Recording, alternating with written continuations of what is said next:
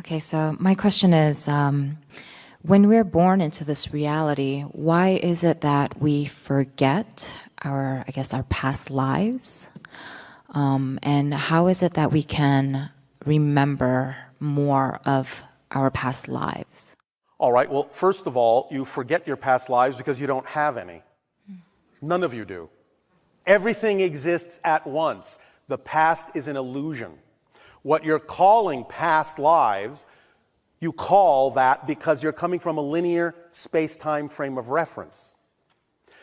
The idea is that you make those connections to other simultaneous incarnations that exist exactly at the same time you do. When you come from the present, you make those connections.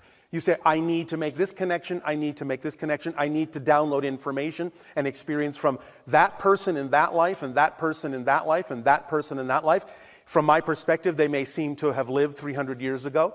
From this perspective, they may seem to be living 300 years in the future, but these are the connections I need to make from the present in order to download the information I need to help me with my theme in this life, just as they may be doing the same with me to download information that helps them with the themes they are exploring in their lives. It all happens in the present. There's no such thing as a past life in that context. Do you understand? Yes. But the bigger question is answered this way. You forget so that you can remember from a new perspective. Because if you only exist in a timeless state, there's no change, there's no growth, there's no difference. You have to forget who you are to remember who you are from a new point of view, to discover something new about yourself. Because you see, the structure of existence never changes. It's eternal, it's infinite. It's always the same structure. It's existence itself. What changes, what expands creation, is that your perspective and experience of the structure keeps changing. Now I'm looking at it from this point of view. Now I'm having this experience of the structure. Now I'm seeing it this way. Now I am this perspective. That's what expands creation infinitely. The structure never changes. Does that make sense? Yes. So you have to forget who you are to remember who you are from another point of view, to add to the sense of who you are and grow. Yes? Yes. So the only perspective, let's say, that you could come from, where you could say, yes, this is my life, and that is my life, and that is my life, is from the oversoul perspective, because all those lives are extensions, quite often, of the same oversoul. But as a person, on this level, you are you. You have never been anyone else, and no one else ever has become you. Because the very idea of being an individuated person, persona, an individual soul, is that you are an individual and you remain so. Because you're unique. That's a unique experience. You can create the experience as if you have had other lives, reincarnation, and so on and so forth. But that's not mechanically what's happening. All the lives already exist. But your consciousness can shift in ways to give you an experience as if you're remembering another life you had. But that's just a perspective of linear space-time. Is this making sense? It is. But then how does karma carry over from... It doesn't. That's the point. The belief that it does is what allows you to experience that it does.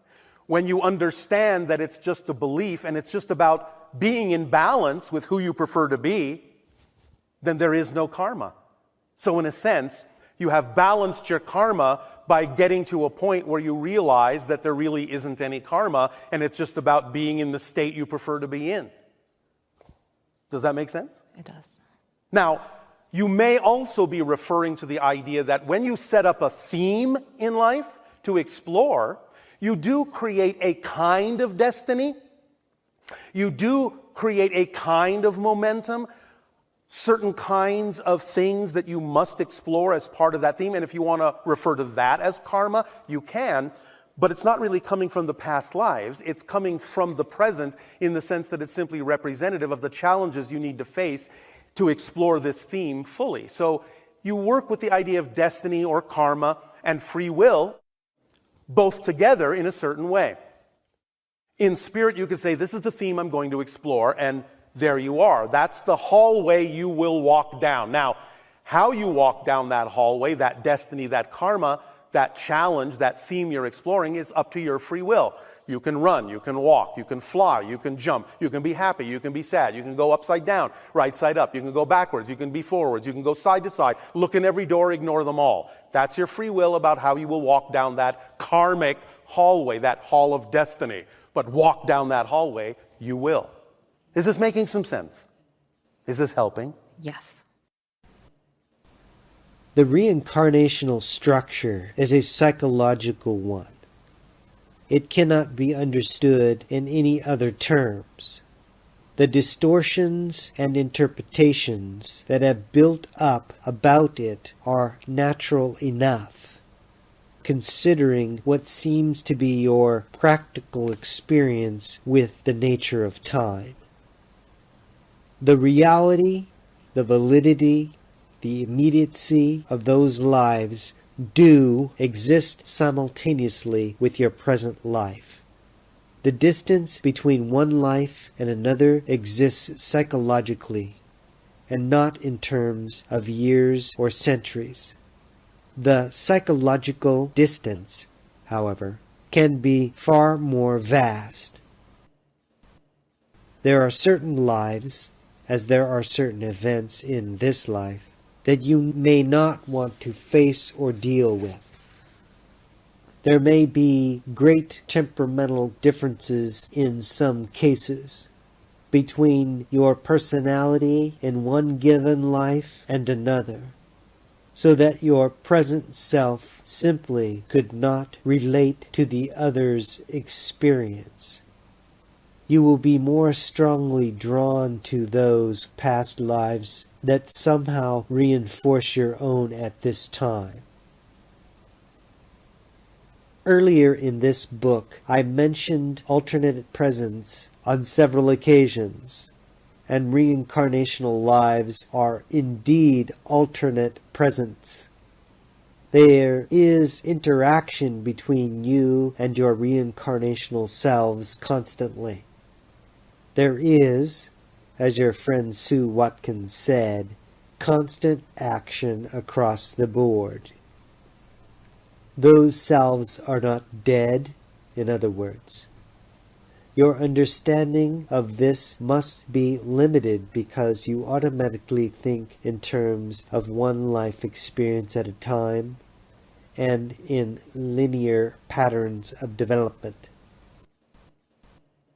In your terms, a reincarnational self can be aware of your environment and interact sometimes through your own relationships.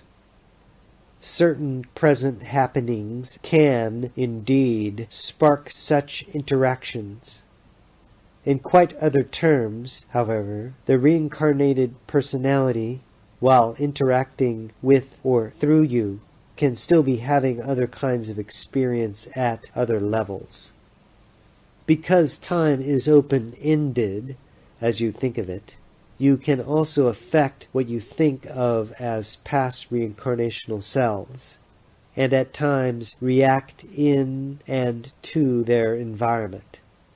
You would usually do this in the dream state, but this is often accomplished just below the level of waking consciousness, and is blotted out by you as you go about your daily business. Reincarnation, as it is usually explained, in terms of one life before another, is a myth, but a myth enabling many to partially understand facts that they would otherwise dismiss, insisting as they do upon the concept of a continuity of time.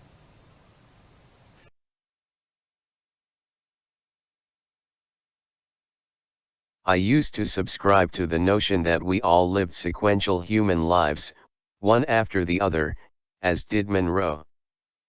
You will find that the standard concept of reincarnation runs through his work.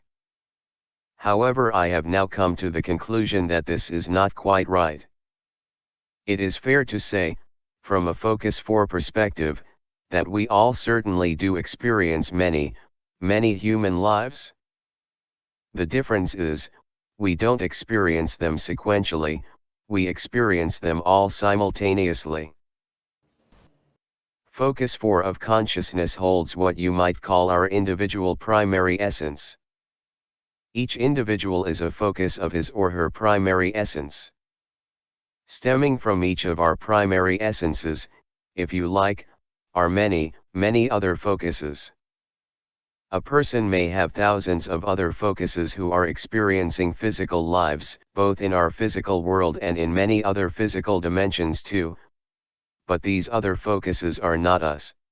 But they are directly connected to us, if you like, as they are a focus of the same primary essence. We can merge with these other focuses as they are of the same primary essence, and they can merge with us. When I say merge, I mean we can search within us and experience them. They are most certainly other lives, and other lives we can merge with and experience. But they are not us. They are other focuses of our primary essence. Again, within subjective reality there is no time, there is no such thing as past and future. All is present. This aspect of subjective reality is one of the most misunderstood aspects and causes a lot of confusion. I've said a number of times that all this is to do with the way these, what are called, transdimensional areas in consciousness function. I've been studying them for a while and they are mighty complex to get to grips with. I still have not managed to suss them out yet. But what people are calling past lives are, in fact, encounters with other focuses of their primary essence. The basic mistake people make is they assume the other person is them. How can it not be them? People think to themselves, after all, they know so much about them. They can sense them inside, so it must have been another life, they assume.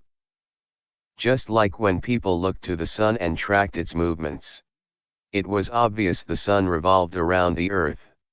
Of course, the sun does not actually move around the earth at all. Quite the opposite. In a similar vein, these people are assuming that the people they are merging with are them. But the people that we encounter within us, in this particular respect, are not us. They are other focuses of our primary essence that we can merge with. I have done this a number of times. All you need do is project to focus 4 and all will become apparent to you. What people are calling past life regression is, in fact, a merging with another focus in the action of an F1/F4 overlay experience. But I actually doubt that even these are all true mergings with other focuses. It may just be people observing other people within focus 3 and not understanding that there is even a focus 3. There is a difference between merging and observing. When you merge with another focus, you actually feel as if you have become that person. You haven't actually become them, all you have done is to merge with them. But it does feel like you have become them for the duration of the merging. Hence the reason why people mistakenly assume the other person was them at some stage. Again, there is no time within subjective reality. I cannot stress this point too highly. It is the source of much confusion and misunderstanding. It is fair to say that at least some of our physical focuses who are experiencing our physical dimension may be engaged in several different time frames simultaneously. So in this sense and in this sense only, we, from where we are sitting in this time frame, may have other focuses who are currently engaged in physical lives in our historical past, and perhaps we can offer ourselves glimpses of their lives, seeing how we are sharing the same physical system. However, they are still experiencing their lives at the same time as we are experiencing ours. I am not saying that the people who are thinking they are connecting with past lives are talking a complete load of BS. Nope, I am saying they are making the basic misassumption that they were once the other person. They are making the mistake of assuming their lives are occurring in a linear time framework, occurring in a sequential manner. In other words, that each life precedes one after the other. Nope, all your focuses are living simultaneously and every one of your focuses is a different person. What connects them all, if you like, is they are a focus of the same primary essence within focus 4 of consciousness, and that is what makes it possible to merge with them. You do have other focuses that you can merge with, but they are not you. You are you and they are they. But people are so transfixed with the notion of linear time they cannot think beyond it.